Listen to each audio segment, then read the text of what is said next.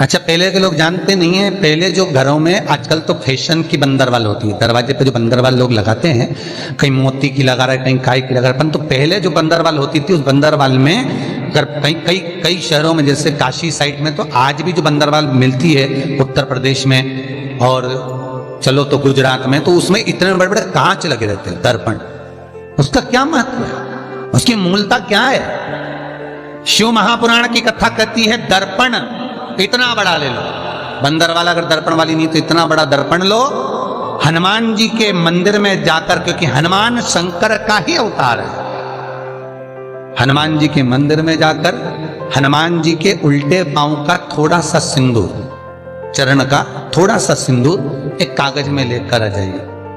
और हनुमान जी के छोटे भाई, हनुमान जी 6 भाई हैं, उसमें गतिमान, हनुमान जी के छोटे भाई गतिमान का नाम लो और गतिमान का नाम लेकर उस दर्पण पर सिंदूर से त्रिशूल बना दो, सिंदूर से त्रिशूल बनाकर उस दर्पण को घर के बाहर, दर्पण का मुख बाहर की ओर, ऐसे बाहर की ओर मुख कर कर दर्पण को घर के बाहर या दरवाजे पर, बिल्डिंग पर, ऊपर जाली में, फ्रंट में कहीं पर भी उसको लगा दीजिए।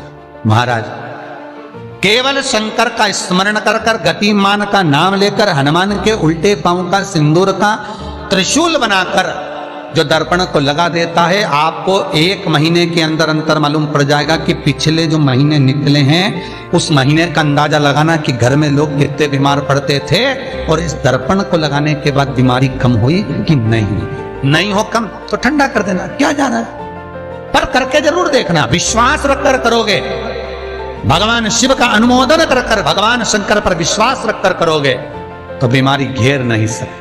अकाल मृत्यु वो मरे जो काम करे चंडाल का, काल उसका क्या बिगाड़े जो भक्त हो महाकाल का। शंकर की आराधना करने वाला, शिव का स्मरण करने वाला, शिव का निवेदन करने वाला, शिव अर्चना में डूबने वाला, शिव का अनुमोदन करने वाला कभी दुखी नहीं हो सकता। उनका आज तक हनुमान चालीसा पढ़ना नहीं है, आज तक कोई चालीसा, चाहे गायत्री चालीसा हो, लक्ष्मी चालीसा हो, शिव चालीसा हो, पढ़ना ही नहीं आती, बस बैठ गए भगवान के सामने और पढ़ लिया आसन लगा के। नहीं नहीं नहीं, चालीसा पढ़ने का भी एक नियम है। अगर कोई लक्ष्य लेकर पढ़ रहे हो तो उसका एक नियम है।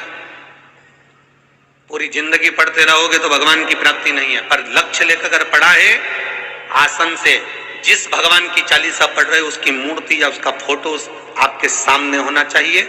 एक घी का दिया, अगर हनुमान चालीसा पढ़ रहे हो तो या तो घी का दिया जलाओ, वो भी गाय के घी, भैंस के घी का मत जलाना, हनुमान जी कभी प्रकट नहीं होंगे भैंस के घी से। घी का दिया लगाइए अगर चालीसा का पाठ कर रहे हो हनुमान जी का। और बहुत ज्यादा संकट है, बहुत ज्यादा परेशानी है तो हनुमान चालीसा का पाठ करो तो तिल्ली के तेल का दिया लगाओ, काली तिल के तेल का दिया, तिल का तेल का दिया हनुमान जी के सामने आसन बिछाकर। बहुत तकलीफ है तो 3 पाठ प्रतिदिन करो और एक आसन से जितने समय, 9 बजे अगर आप बैठते हो पाठ करने तो 9 बजे ही बैठना है। 11 दिन तक प्रतिदिन 3 पाठ रोज करो। एक पानी का लोटा, कलश, तांबे का जल, अर्थात तांबे का लोटा हो, स्टील का लोटा हो, तुम्हारे पास जो कलश हो उसमें जल भरकर, एक सिक्का उसमें पटक कर, एक लौंग पटक कर प्लेट से ढक कर रख दो और प्रतिदिन बस टाइम पर बैठकर पाठ करो। 11 दिन पूर्ण होंगे, जिस कामना से आपने पाठ करा है बस वो सिक्का, वो लौंग कलश में से निकाल लो, जल का आचमन करो और जिस काम के लिए करा है वो जल उस प्रयोग में ले लो। उस प्रयोग, किसी से बात करने जाना है तो वो जल पी कर जाएंगे, कोई से हाथ मिलाना है तो वो सिक्का, वो लौंग अपने हाथ में रखिए, अपने साथ रखिए। श्री हनुमान जी महाराज का प्रागट्य हुआ। कोई व्यापार नहीं चलता हो, दिक्कत आ रही हो तो हनुमान जी के दूसरे नंबर का भाई गतिमान का स्मरण करो, हनुमान जी के उल्टे पांव का सिंदूर लाकर गतिमान का नाम लेकर स्वस्तिक बना दिया जाए व्यापार वाली जगह पर, तो व्यापार अच्छा चलने लगता है। महाराज कोई व्यक्ति पैसा खा गया, नहीं दे रहा, बहुत परेशान हो गए, मांग मांग कर दे गए, नहीं दे रहा, हाथ जोड़ लिए, पांव जोड़ लिए, सब कुछ कर लिया, नहीं दे रहा, तो हनुमान जी के तीसरे नंबर का भाई रतिमान, रतिमान, गतिमान रतिमान, रतिमान का नाम लीजिए, पीपल के पत्ते पर लाल सिंदूर से जो व्यक्ति पैसा लेकर गया उसका नाम लेकर बहते हुए पानी में अपनी कामना कर रतिमान का नाम लेकर छोड़ दीजिए। 15 दिन में रतिमान ऐसी उतावली मचाता है कि उसको हाथ जोड़कर वो खुद फोन लगाकर बोलता भैया तेरा मैं पैसा लौटा दूंगा। रतिमान का स्मरण किया जाता है।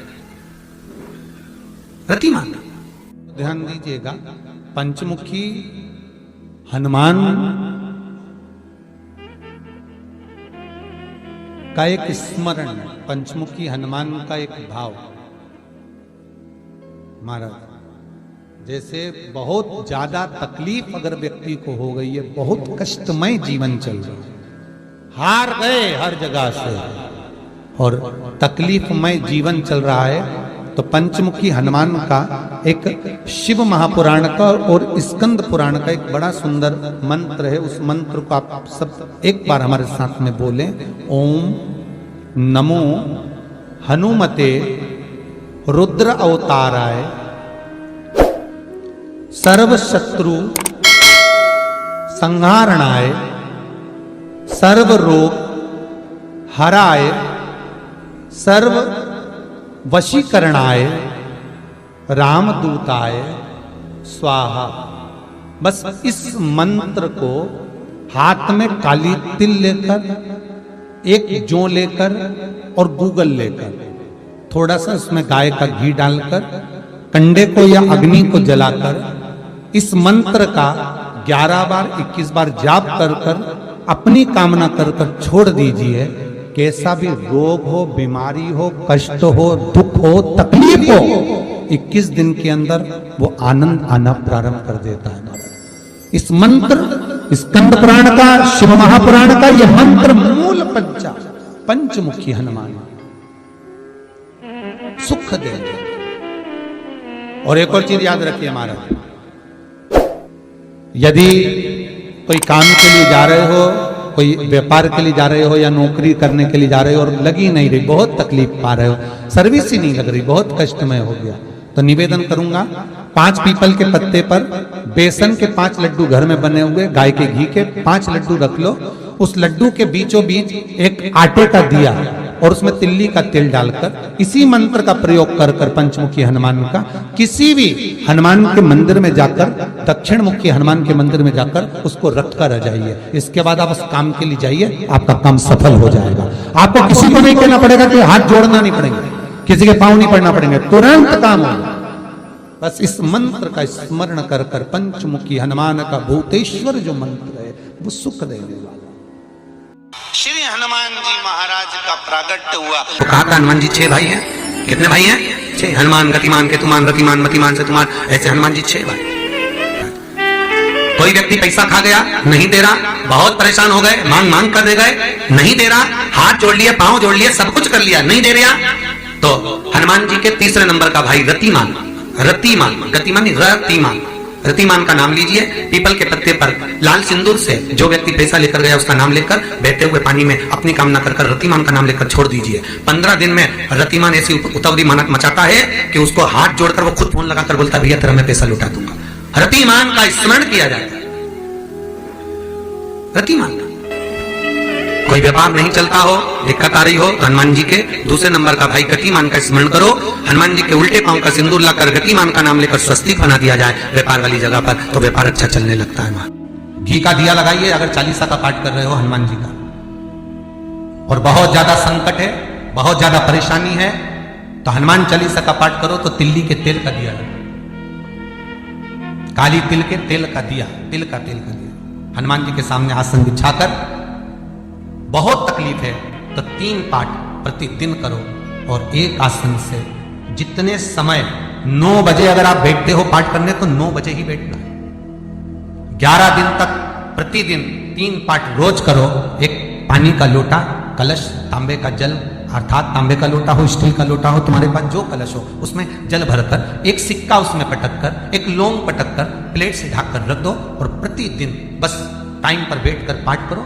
11 दिन पूर्ण होंगे, जिस कामना से आपने पाठ करा है बस वो सिक्का, वो लौंग कलश में से निकाल लो, जल का आचमन करो और जिस काम के लिए करा है वो जल उस प्रयोग में ले लो। उस प्रयोग, किसी से बात करने जाना है तो वो जल पी कर जाइए, कोई से हाथ मिलाना है तो वो सिक्का, वो लौंग अपने हाथ में रखिए, अपने साथ रखिए। कई लोग कहते हैं हम तो बहुत दिनों से हनुमान चालीसा पढ़ रहे हैं, हम बहुत समय से राम रक्षा स्तोत्र का पाठ कर रहे हैं, हम बहुत समय से ये कर, अरे तो उसको नियम से तो करो। हनुमान चालीसा का प्राकट्य केवल एक दिल से की गई स्तुति, हनुमान जी महाराज की स्तुति, राम जी महाराज की स्तुति तुलसीदास जी ने केवल दिल से करी, केवल मन से। और ये नहीं कहते कि हनुमान चालीसा पढ़ोगे तभी भगवान, नहीं नहीं, आप दिल से अगर भगवान को पुकार लीजिए, आप दिल से पुकारो उसको, वो आएगा, वो प्राप्त होगा और मिलेगा। उसके मिलन में देरी नहीं हो सकती महाराज, उसके मिलने में कोई चूक नहीं हो सकती, बस मन से पुकार। चढ़ाओ एक लोटा जल। कभी कभी अगर ऐसा लगे जीवन में कि दुख बहुत ज्यादा आ गया है, बहुत तकलीफ आ गई है, तो लाल चंदन को घिसकर उस लाल चंदन का लेपन भगवान शंकर पर कर कर फिर पानी चढ़ाओ। अगर कोई संकट भारी है और निकट रहा,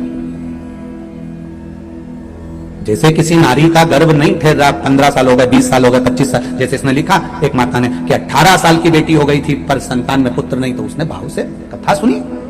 ऐसे आपके भीतर अगर 20 साल हो गए, 25 साल हो गए, 30 साल हो गए, संतान का सुखी नहीं है, लाल चंदन का लेपन बाबा भोलेनाथ पर करना प्रारंभ करो, पीठिका पर लाल चंदन का लेपन करना प्रारंभ करो, लाल चंदन से बाबा का श्रृंगार करना प्रारंभ करो। एक बेलपत्री पर लाल चंदन, दोनों पत्ती नीचे वाली, जो नीचे की जो 2 पत्ती होती है इस पे लाल चंदन, और बीच वाली पत्ती पर पीला चंदन लगाकर बाबा के शिवलिंग को समर्पित करिए, बाबा से प्रार्थना करिए, रोज प्रार्थना करो। परंतु एक बात का स्मरण रहे, 25 साल हो गए, 20 साल हो गए, 30 साल हो गए, संतान नहीं, तो पहले जल से अभिषेक कराना, अभिषेक कराकर जल का आचमन करने के बाद हाथ को खासा करना, धोना, उसके बाद में फिर वापस बाबा का स्नान कराओ, फिर चंदन का लेपन कराओ, फिर एक लोटा जल चढ़ाकर बाबा का स्नान कराओ। बाबा का बड़ा सुंदर भाव से लाल चंदन से जो अभिषेक करता है, बाबा को लेपन कर कर फिर जल चढ़ समर्पित करता है, निश्चित है उसकी गोदी मेरा देव अधिदेव महादेव जरूर भरता है। निश्चितता है, निश्चितता है।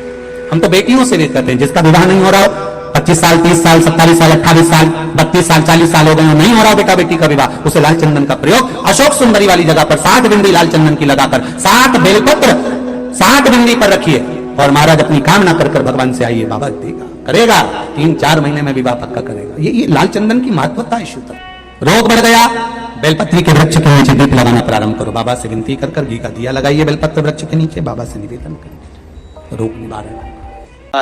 आंकड़े के पत्ते की जो माला होती है, ये माला कार्य की सिद्धि के लिए होती है। इसमें एक एक आंकड़े के पत्ते पर सीताराम लिखा जाता है, मात्र एक पत्ता ऐसा होता है जिस पत्ते पर सीताराम नहीं लिखा जाता।